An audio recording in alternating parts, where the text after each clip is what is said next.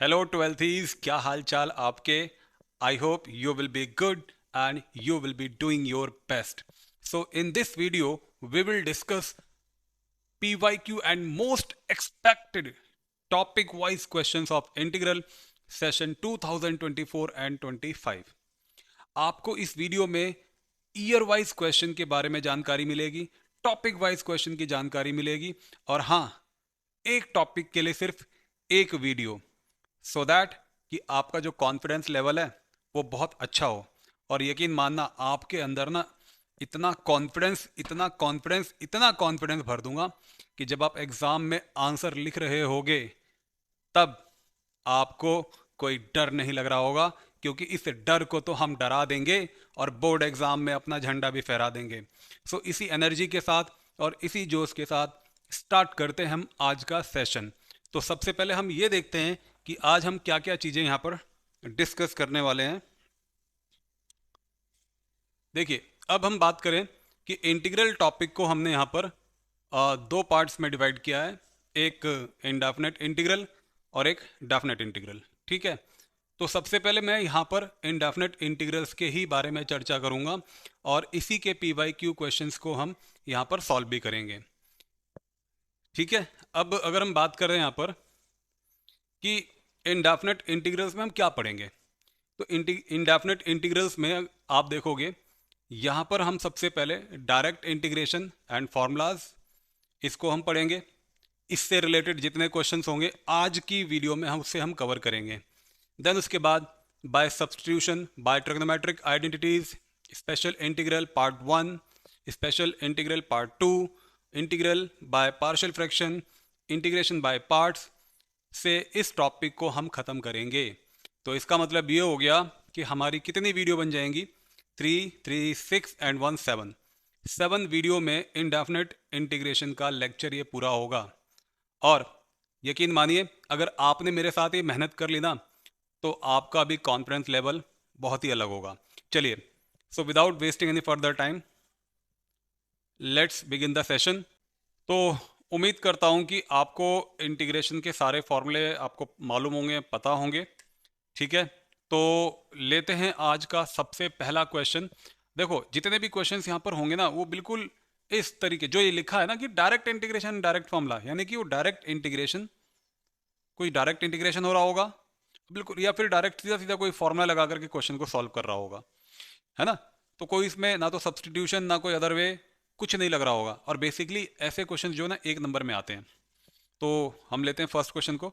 तो first question क्या कहता है कि integral of sine square x minus cos square x upon sine x into cos x. तो अगर हम इसके सॉल्यूशन पार्ट की अगर हम बात कर लें तो आप देखो ध्यान से, ये sine x into cos x अगर मैं सेपरेट करके लिख दूं, सेपरेट इन द सेंस कि sine x into cos x को sine square x upon sine x into cos x minus cos square x upon sine x into cos x, अगर हम ये लिख देते हैं. ठीक है, तो देखो क्या होता है, साइन एक्स से एक ये पावर कैंसिल आउट हो गया और यहाँ कॉस एक्स से ये पावर कैंसिल आउट हो गया. मतलब क्या बचा, ये आ गया आपका sine x upon cos x, यानी कि टेन एक्स, और ये आ जाएगा आपके पास cos x upon sine x, मतलब कॉट एक्स. ठीक है, तो टेन एक्स का इंटीग्रल कितना होगा, टेन एक्स का इंटीग्रल हो जाएगा log minus log cos x, और कॉट एक्स का हो जाएगा log sine x plus C. तो ये आपका आंसर हो गया. इसको अगर आप सिंप्लीफाई करना चाहो तो सिंप्लीफाई भी कर सकते हो. माइनस कॉमन निकाला आपने और इसको आप लिख सकते हो log cos x plus sine x, ऐसे. यानी ये बन गया log cos x plus log sine x plus C. अब इसमें चाहो तो लॉग की प्रॉपर्टी यूज कर सकते हो, log M plus log N, मतलब ये किसके इक्वल होता है, ये होता है आपका लॉग एम इंटू एन, यानी कि log cos x into sine x plus C. पर अगर आप यहां तक भी छोड़ देते हो ना, इस पॉइंट तक, तो भी आपका आंसर करेक्ट है, कोई गलत नहीं है। ठीक है, चलिए देखते हैं अगला क्वेश्चन क्या है। अगला क्वेश्चन है आपका कि x cube minus one upon x square D x. तो देखो ये, अब देखो इसमें मुझे तो नहीं लग रहा कि कोई फॉर्मूला अप्लाई हो रहा है। हाँ, ये हो सकता है कि बाद में अप्लाई करके कुछ पावर फॉर्मूला या कुछ और बन जाए, पर ऐसा कोई लंबा चौड़ा हिसाब किताब यहाँ पर है नहीं। ठीक है, तो सिंपल सा क्वेश्चन है, इसमें एक्स स्क्वायर को उठाओ और इनके नीचे सेपरेट करके लिख दो। मतलब ये हो गया I equal to integral x cube upon x square minus one upon x square. ठीक है, यहाँ हो गया ये डी एक्स। अब एक्स स्क्वायर से इसका एक पावर कैंसिल आउट हो गया, और तो मैं इसको क्या लिख सकता हूँ, ये एक्सप्रेशन चेंज हो गया इस तरीके से। यहाँ तो एक्स बचा और यहाँ बच गया एक्स पावर माइनस टू। अगर मैं एक्स पावर माइनस टू को ऊपर ले जाऊँ, डी एक्स इंटीग्रल को चाहो तो आप सेपरेट कर लो, ये हो जाएगा x D x minus integral x power minus to D x. अब देखो ये यहाँ पर पावर फॉर्मूले की तरह ये काम करेगा। यहाँ पर पावर कितनी है, वन है, तो पावर वन है, तो एक्स पावर एन का फॉर्मूला क्या बताया था, X power N is equal to, होता है आपका फॉर्मूला ये X power N plus one upon N plus one.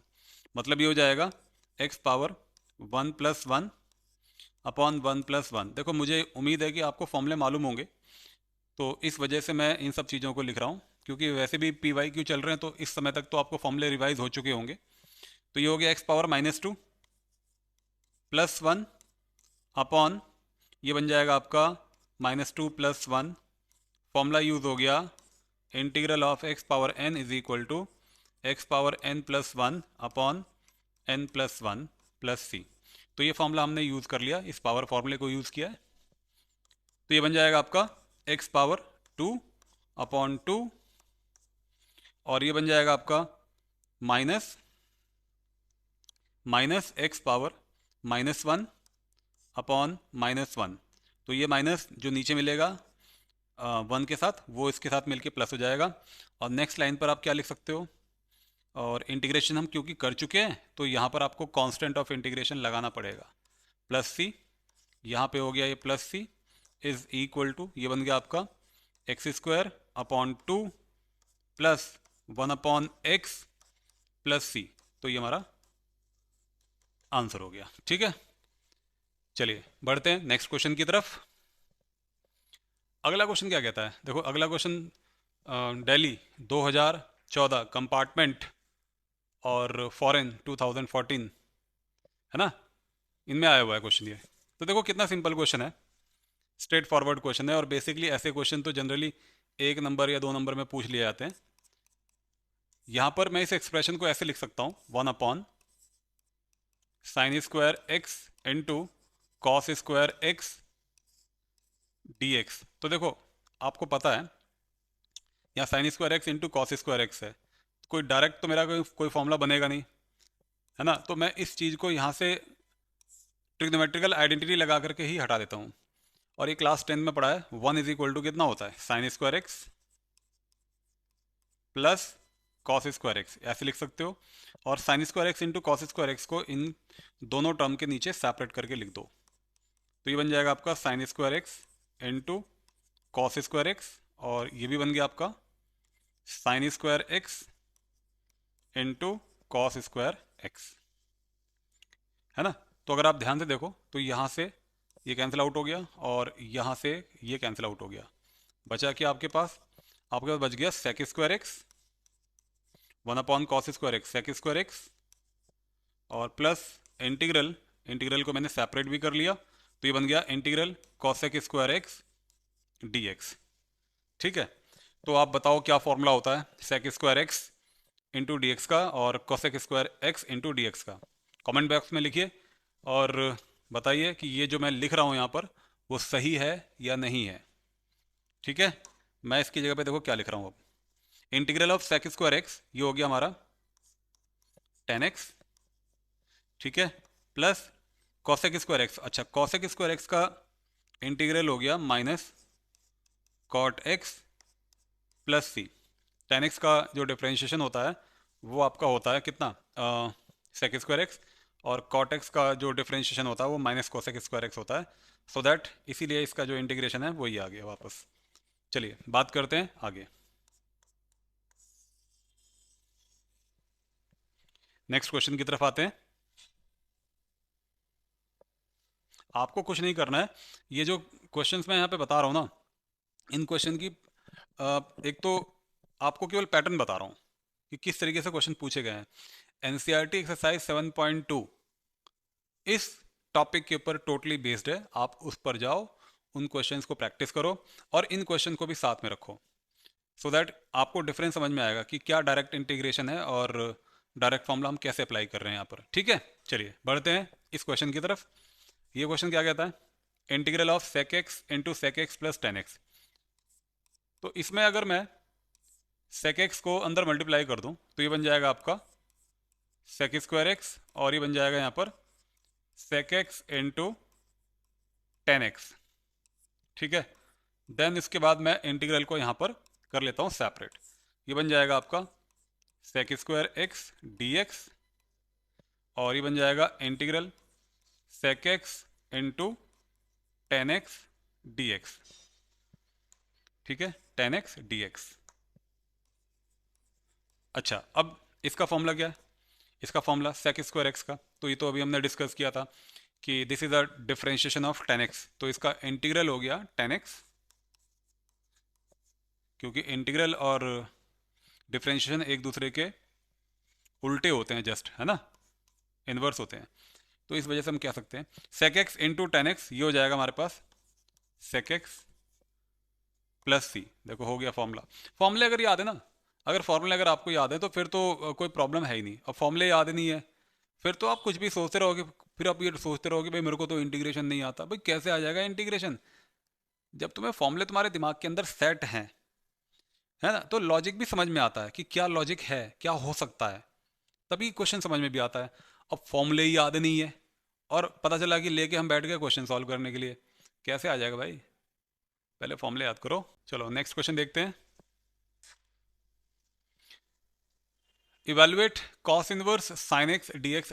ये भी आया आपका दिल्ली 2014 कंपार्टमेंट के क्वेश्चन पेपर में। अरे यार, कंपार्टमेंट के क्वेश्चन जो होते हैं ना, उस पर तो उसकी तो बात ही नहीं करनी चाहिए वैसे, क्योंकि कंपार्टमेंट का जो क्वेश्चन पेपर होता है वो टफ होता है यार, है ना। तो कंपार्टमेंट तक की बात तो मैं नहीं सोच रहा हूँ यहाँ पर आया है तो हम क्वेश्चन को करा भी देते हैं।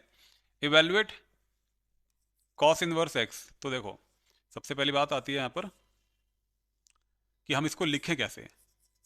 कॉस इनवर्स साइन एक्स, अब साइन एक्स को मैं लिख सकता हूँ, देखो यहाँ पर cos pi by two minus x. ऐसा क्यों किया, क्योंकि मुझे पता है कि कॉस इनवर्स कॉस एक्स जो होता है वो एक्स होता है ना। Cos inverse cos X is equal to X, तो इसलिए यहाँ पर अगर मैं इसको लिख दूँ cos inverse cos pi by two minus X, तो ये पूरा एक्स हो गया, तो ये बन जाएगा आपका पाई बाई टू माइनस एक्स, और इसका बस इंटीग्रल यहाँ पर आपको निकालना है। तो पाई बाई टू एक कांस्टेंट है, तो इसको तो मैंने बाहर निकाल लिया, और इसकी जगह पे आ गया डी एक्स, तो डी एक्स का इंटीग्रल कितना हो गया, एक्स हो गया। यहाँ कितना हो गया, x square by two, x square by two plus C, तो ये हमारा आंसर हो गया। कितने आसान क्वेश्चन है, वन वन मार्कर के क्वेश्चन है ना। Write the anti derivative of three under root x plus one upon under root X. तो एंटी डेरिवेटिव का मतलब भी पता है क्या है यहाँ पर, एंटी डेरिवेटिव का मतलब यहाँ पर है डेरिवेटिव का एंटी, एंटी मतलब इंटीग्रेशन, इंटीग्रल यानी इंटीग्रल ही पूछ रहा है आपसे, और कुछ नहीं है, बस उसने नाम बदल दिया, एंटी डेरिवेटिव बोल देता या प्रिमिटिव ऑफ दिस बोल देता या फिर आपसे इंटीग्रल बोल रहा है, तीनों बातों का मतलब एक ही है। ठीक है, तो बात करते हैं यहाँ पर इसके सोल्यूशन पार्ट की। तो ये हो जाएगा I equal to three under root x plus one upon under root of x. बहुत ही सिंपल क्वेश्चन है। हमने थ्री को कांस्टेंट, जो थ्री कांस्टेंट है इसे बाहर ले लिया, और जो रूट एक्स है इसको हम ऐसे लिख सकते हैं, देखो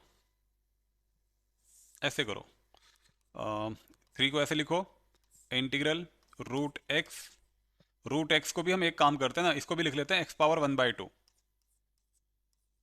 dx प्लस यहाँ इसको लिखो एक्स पावर -1/2 dx, यानी रूट को पावर के फॉर्म में कन्वर्ट कर लिया, फिर उसको ऊपर हम ले गए। अब फिर से यहाँ पर हम पावर फॉर्मूले को अप्लाई करते हैं। X power n is equal to x power n+1 upon n+1, है ना, ये तो था। तो इसको अप्लाई करते हैं यहाँ पर, ये हो जाएगा 1/2 प्लस 1 अपॉन 1/2 प्लस 1। यहाँ पर भी अप्लाई करते हैं, ये हो गया x power -1/2 plus 1 upon -1/2 plus 1। ठीक है, सॉल्व कर दो इसे, ये बन गया 3 और एक्स पावर 3/2, 1/2 में 1 जोड़ दिया 3/2, 1/2 प्लस 1 3/2, 3 यहाँ पर और 2 ऊपर चला गया।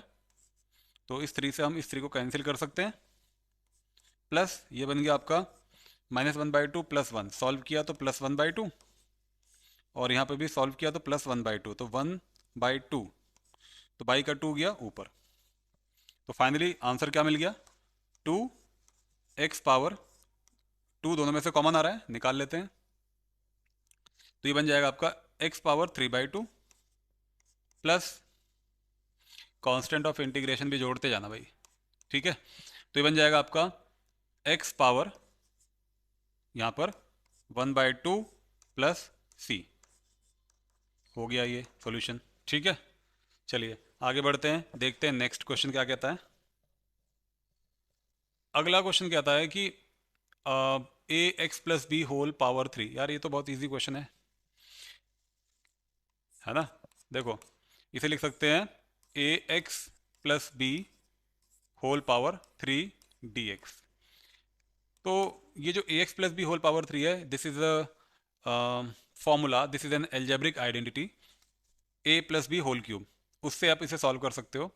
लेकिन जब मैं इसके आगे एक और कॉन्सेप्ट बताऊंगा ना आपको, सब्स्टिट्यूशन मेथड, तो सब्स्टिट्यूशन मेथड से भी आप इसे सॉल्व कर सकते हो बहुत ही जल्दी। लेकिन फिलहाल तो मुझे डायरेक्ट इंटीग्रेशन और डायरेक्ट फॉर्मूले से बताना है, तो मैं इसमें आइडेंटिटी यूज़ कर रहा हूँ, A cube plus B cube plus 3a² प्लस 3ab²। ठीक है, ये फॉर्मूला अप्लाई कर दिया और ये लग गया आपका यहाँ पर इंटीग्रेशन साइन। अब इसको हम यहाँ पर फॉर्मूला अप्लाई करते हैं, ये ए क्यूब है, एक्स क्यूब का इंटीग्रल क्या होगा, अब तक तो आप समझ गए होंगे, पावर फॉर्मूला 3 + 1 4 अपॉन 4, यानी एक्स पावर 4 अपॉन 4 प्लस यहाँ हो गया डी एक्स।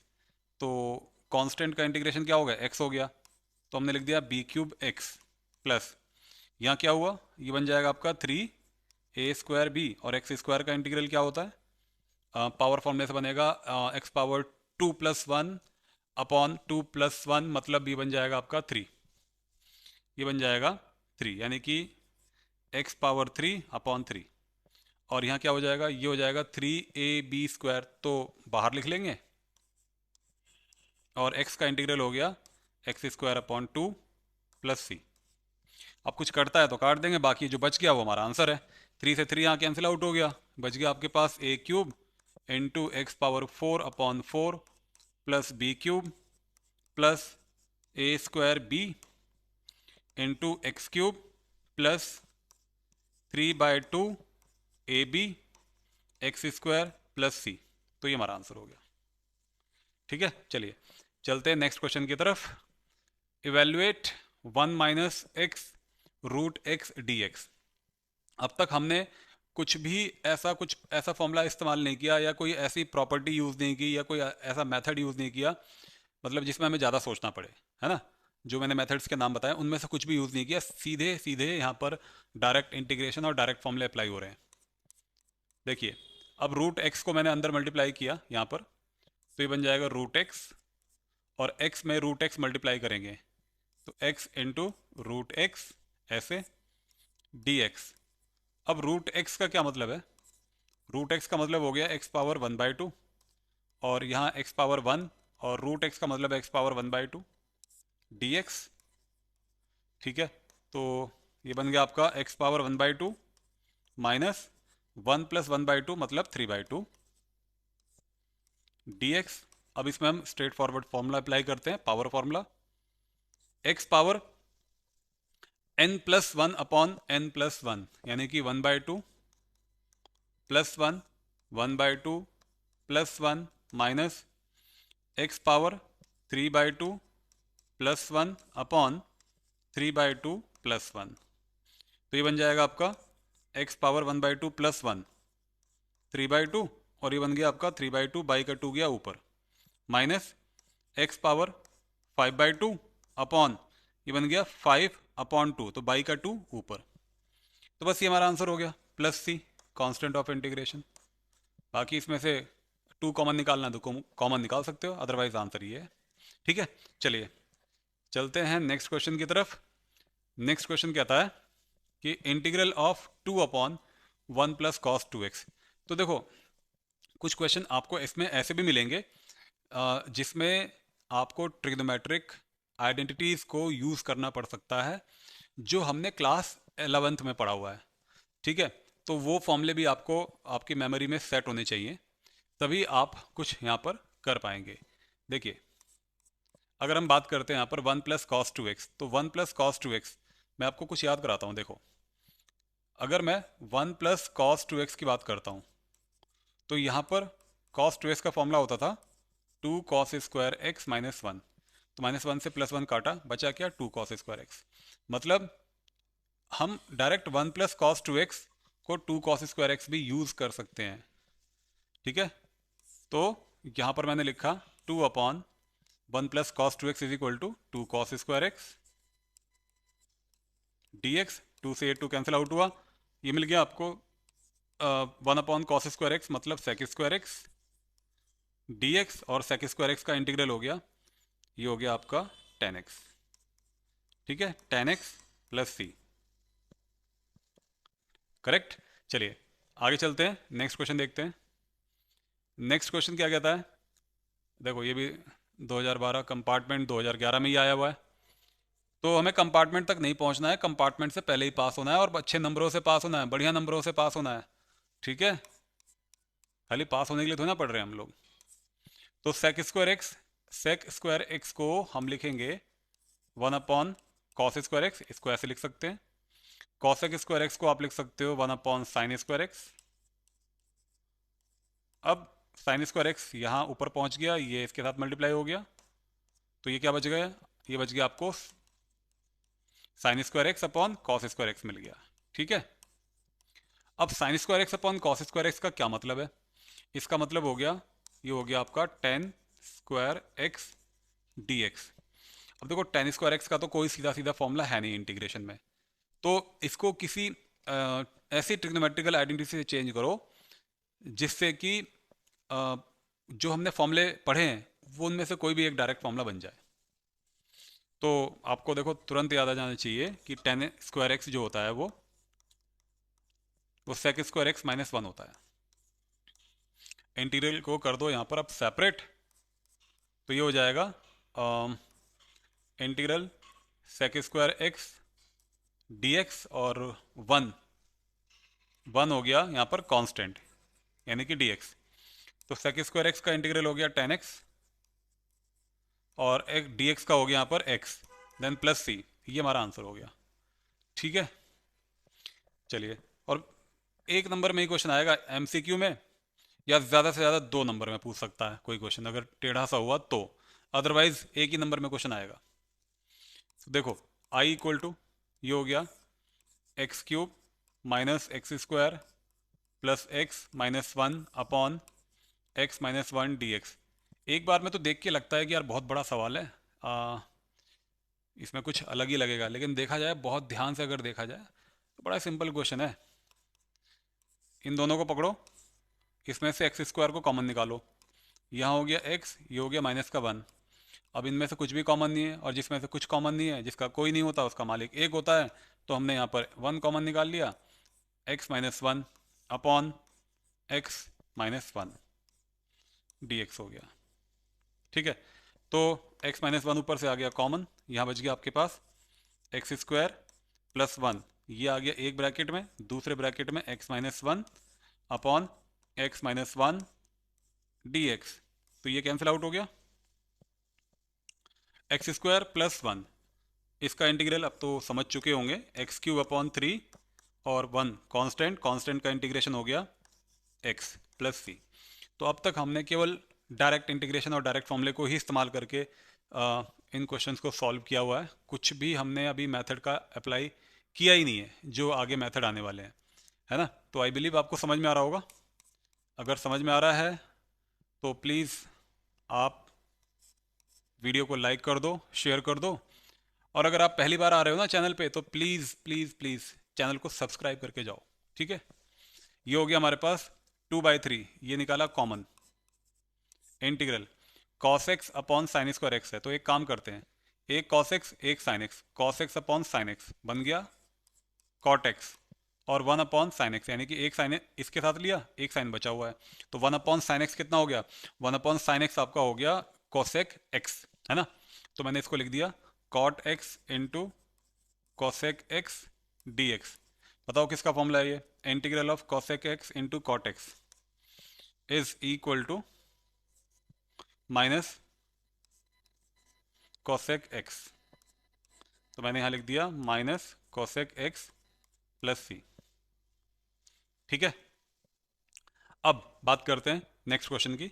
नेक्स्ट क्वेश्चन क्या कहता है, नेक्स्ट क्वेश्चन ये कहता है कि sine cube X plus cos cube X upon sine square X into cos square x.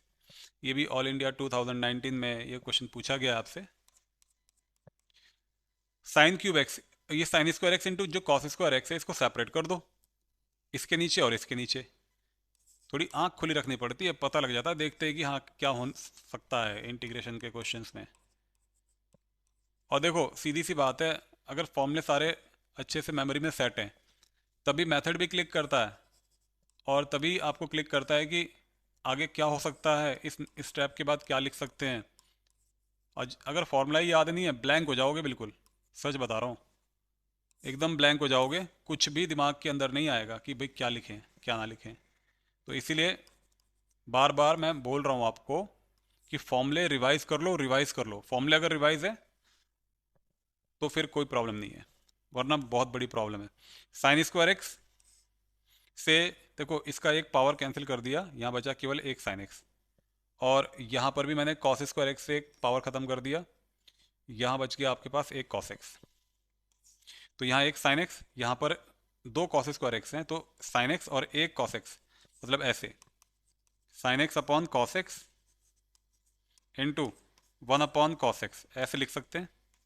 Plus यहाँ क्या लिख सकते हैं, cos x upon sine x, एक साइन एक्स यहाँ और एक साइन एक्स अलग करके ऐसे लिख देंगे हम, ठीक है।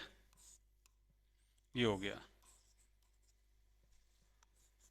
क्वेश्चन तो बहुत सारे हैं, पर आपको रटाना थोड़ा ना, आपको सिखाना है बस कि हाँ हो क्या रहा है, किस तरीके से क्वेश्चन को सॉल्व किया जाता है। Sign x upon cos x बन गया आपका टेन एक्स, और 1 अपॉन कॉस एक्स बन गया आपका सेक एक्स। ये बन गया आपको cos x upon sine X cot X, और ये बन गया आपका 1 अपॉन साइन एक्स मतलब कॉसेक एक्स, ठीक है। और ये आ गया डी एक्स। अब बताओ ये किसका फॉर्मूला है, sec X into tan X. Obviously ये है आपका सेक एक्स, ठीक है, सेक एक्स। और ये किसका है, ये cosec X into cot X, ये हो गया आपका minus cosec X minus cosec X plus C. तो ये हो गया इसका सॉल्यूशन, ठीक है। तो आपने देखा कि हमने जितने भी आज क्वेश्चंस किए वो डायरेक्ट इंटीग्रेशन और डायरेक्ट फॉर्मूला के ऊपर बेस्ड के क्वेश्चन हमने किए थे। और आई होप आपको ये वीडियो देख करके इतना तो समझ में आ गया होगा कि आपको एक्सरसाइज 7.2 किस बिहाफ पर या किस तरीके से उसको प्रैक्टिस करनी है।